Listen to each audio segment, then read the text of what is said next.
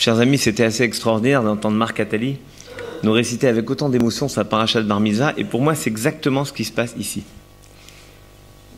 Chaque enfant, garçon et fille d'ailleurs, connaît un passage, les garçons le récitent à la synagogue, les filles le commentent. Et en réalité, pour retrouver l'intégralité du texte du rouleau de la Torah, il faut se regrouper. Parce que si chacun retient une partie du texte, alors le texte n'est complet que lorsque nous sommes ensemble. C'est bien ce que je ressens ici même. Je ressens le souffle du psaume 133, qu'il est bon et agréable que les frères résident ensemble. Et c'est une grande histoire de fraternité pour réussir quelque chose. C'est toujours une histoire de fraternité. Les fraternités sont parfois heurtées, mais elles avancent, elles construisent quelque chose. Est-ce que c'est ce que vous avez réussi à faire ici en conjuguant les talents des uns des autres, l'opiniâtreté des uns, les coups de colère des autres, chacun se reconnaîtra. Enfin, pour les coups de colère, c'est pas trop dur. Non. L'apaisement de certains. Enfin, on trouve. Et tout ça, ça fait une grande famille. Et je crois qu'au niveau de la cité, c'est exactement la même chose. Une ville ne peut pas se construire sur un modèle monolithique. Un pays ne peut pas se construire sur un modèle monolithique. La région, c'était assez difficile. Si je me souviens bien, certains... D'ailleurs, il y a un an à peu près, pensaient se construire de manière un peu plus restreinte. Puis finalement, on a vu grand. Mais est-ce que c'est moins bien? Ce qui est essentiel, c'est le partage. Et c'est exactement ce que nous vivons parce que, comme vous l'avez rappelé, il y a chez Rachi quelque chose d'extraordinaire. Il ne peut pas être enfermé dans une partie simplement de son identité. Bien sûr, Rachi était rabbin, et il arrive souvent que les rabbins soient juifs. En tout cas, c'est recommandé. Mais il était un grand Français, on l'a rappelé, un grand philologue. Il est celui, et vous l'avez rappelé, qui a permis à Nicolas de Lyre de revenir au texte, à l'origine du texte, et à partir de Nicolas de Lyre, toutes les Bibles chrétiennes qui s'en sont inspirées, en réalité, s'inspirent du commentaire de Rachi.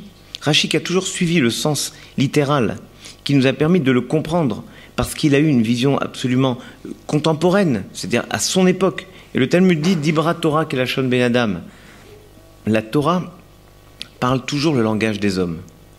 Et c'est ce que j'ai pu voir tout à l'heure, avec ce tableau extraordinaire. Et ce Sefer Torah, effectivement, ouvert sur la paracha Balak. Le mode d'expression contemporain, c'est maintenant le numérique.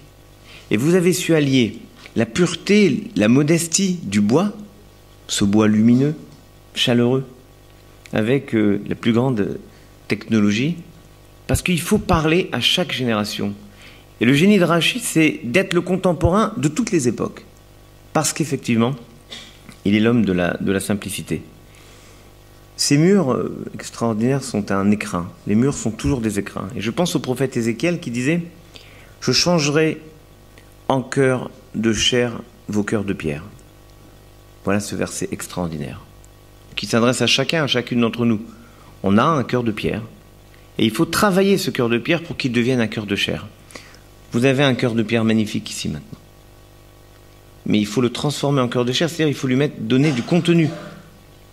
J'ai vu avec le programme, et en particulier si vous avez le rabbin Marc-Alain Waknin, qui m'avait tant appris à l'école rabbinique lorsque nous cheminions ensemble dans ces jeunes années, quoique pour être honnête, il m'avait plus appris la musique, si j'ai bonne mémoire, de Neil Young, que le Talmud. Mais ça compte aussi, ça. Mais les maximes des pères disent d'un rabbin éminent, il est comme une source, un puits débordant. Il est comme ce puits débordant. Et je crois que c'est très important de construire aussi une façon de s'adresser à tous les publics. Les publics de visiteurs, de touristes, qui vont chercher une trace mémorielle de Rachi, mais aussi ceux qui cherchent et qui répondront finalement à l'appel du Deutéronome « She'al avicha v'yagetra » « Interroge ton père, il te racontera. Tes anciens, et ils te diront. » Ce verset nous dit de nous tourner vers Rachi pour essayer de comprendre notre époque. Ceux qui pensent que seule l'époque répond à l'époque se trompent toujours.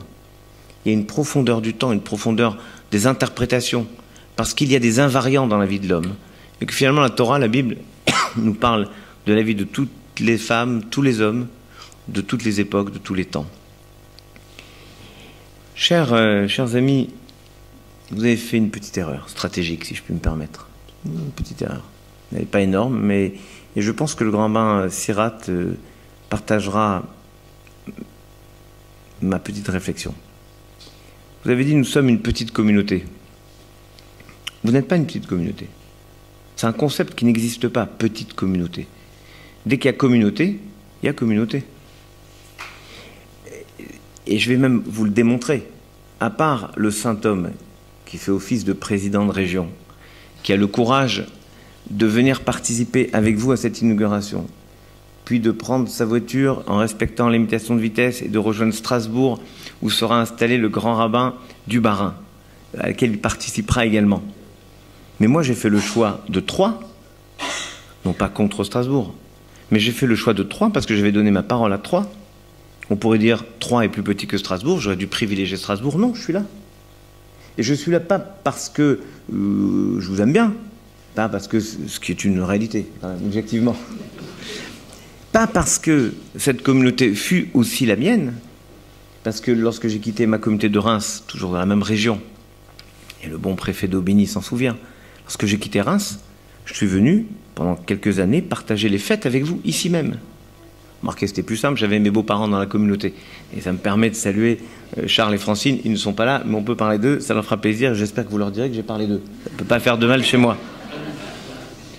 Mais parce que j'ai la conscience que les grandes communautés ont parfois, les grandes numériquement, ont parfois la possibilité de vivre quelque chose, mais dans ces communautés que vous appelez petites et que moi j'appelle dynamiques, c'est là où il faut encourager, remercier le dévouement de chacun, de chacune, de ceux qui s'impliquent.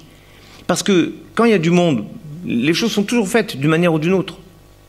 Mais ici, Bimkom shen ish ishtadel liot ish, nous disent les commentaires, que lorsqu'il n'y a pas quelqu'un capable de prendre les choses en main, prends-les en main toi. Lorsqu'il n'y a pas de ministre officiant, à un moment ou à un autre, c'est l'un d'entre vous qui doit faire l'office. Et peut-être que, pour ne pas prendre le risque, mon cher René, de ton prochain postpartum, eh ben, c'est pas compliqué. Trouver un nouveau rabbin. Pérenniser le rabbin. Pérenniser le rabbin. Pas parce qu'une communauté ne peut pas vivre sans rabbin. C'est pas vrai, il n'y a que les rabbins qui croient ça. Cher monsieur le grand rabbin, on connaît tant et tant de communautés qui se débrouillent très bien sans nous. Mais parce que c'est celui qui va fédérer toutes les énergies. Celui qui va donner le sentiment à chacun, à chacune d'entrer dans sa maison. Comme vous le faites. Mais quand le rabbin le fait, alors à ce moment-là, la synagogue vit différemment. Et c'est peut-être ça, la force de la jeunesse, de la grandeur d'une communauté. C'est une communauté qui a toujours un projet en réserve. Finalement, on devrait baptiser ce principe le principe Scheherazade. Chaque communauté est vivante, elle est grande quand elle a encore un projet. Un projet inaccompli, un projet qui la renouvelle. Et vous savez qui nous dit ça? Rachi. Rachi. Hier, dans la paracha, le texte de la Bible, c'est le dernier jour de la vie de Moïse, et Moïse harangue le peuple en disant « Ayom Azé, aujourd'hui, vous recevez la Torah. » Et Rachi dit « Aujourd'hui, aujourd'hui, aujourd'hui. » 10 septembre 2017. Bon, Rachi donne peut-être pas la date, mais il dit « Aujourd'hui, aujourd'hui. » Reçois tous les jours la Torah comme si elle était nouvelle. C'est-à-dire, sois capable de la renouveler dans l'interprétation qu'elle te propose de ta vie. Qu'elle soit un accompagnement. Et moi, je trouve que c'est ce qui est extraordinaire pour une cité, pour une ville comme Troyes, d'avoir, et pour la région, pour le département, pour la France, d'avoir cette capacité à avoir des lieux qui font des ponts entre le passé, le présent et le futur. Je voudrais présenter des excuses à nos amis chrétiens qui ont séché à cause de nous une messe ou un office au temple. Et puisque je le fais, laissez-moi citer un grand penseur chrétien. Comme ça, je ne sais pas si ça compte religieusement parlant de rattraper, mais il faudra demander à Monseigneur Stinger, pour lequel j'ai une immense fraternité, et qui expliquait qu'il ne pouvait pas être présent parce qu'il a réuni tous les prêtres de son diocèse aujourd'hui. Bernard de Clairvaux disait « La plus belle des prières sera l'œuvre de vos mains. » Et j'ai le sentiment qu'avec ce que vous avez bâti ici, vous avez fait l'une des plus belles prières possibles. Une prière qui consiste à dire à Dieu, voilà ce que tu nous as donné. Il y avait un bâtiment difficilement utilisable, condamné à plusieurs endroits parce qu'il y avait des risques. Vous avez dit, mon Dieu, tu nous as donné ça, avec ce que tu nous as donné, on va faire quelque chose de grand. Pas parce qu'on va le rendre beau, mais parce qu'on va y faire de belles et de grandes choses. Et c'est cette prière-là que je voudrais partager et insuffler à l'ensemble de nos communautés juives en France. C'est finalement un grand cri de confiance qu'on envoie à l'avenir. Parce que quand on construit, c'est qu'on a confiance en l'avenir. Et tous les orateurs précédents, cher Monsieur le Grand Rabbin, ont eu raison de rappeler l'initiative que vous avez prise avec le Grand Rabbin Samoun. Moi, je me souviens, j'étais jeune rabbin, très jeune rabbin. On venait ici, dans cette communauté, à l'invitation du Grand Rabbin Samoun. Je pense que tu étais déjà président à cette époque. On faisait des congrès rabbiniques. Et effectivement, le maire de l'époque, Robert Gallet, qui adorait dessiner, il m'avait fait un petit dessin de moi. Il dit, voilà comment on fait ça dans 30 ans. Alors je peux vous dire qu'au niveau de la barbe, il n'avait pas tort, parce que j'avais pas de barbe à l'époque, il en a dessiné une. En revanche, il m'avait fait un ventre un peu plus proéminent qui m'avait profondément vexé. Il m'a dit, si, il y a marqué dans le Talmud, je vous assure que Robert Gallet m'avait dit ça, il y a marqué dans le Talmud, la barbe et le ventre, c'est la moitié des rabbins. J'ai dit, je vous assure que c'est vrai, monsieur le Grand Rabbin, est-ce que c'est pas la formule? C'est une formule qui existe dans la tradition. J'avais dit, je tiendrai bon pour le ventre, et bon, enfin à peu près, j'ai à peu près tenu bon pour le ventre. Il m'avait fait ce dessin. Je me disais, quel bonheur finalement cette ville, et ce rêve dans lequel vous avez cru. Et plus qu'y croire, ce qui est finalement assez simple de croire à son propre rêve, vous avez réussi à y faire adhérer tant et tant de personnes, au point qu'il se réalise.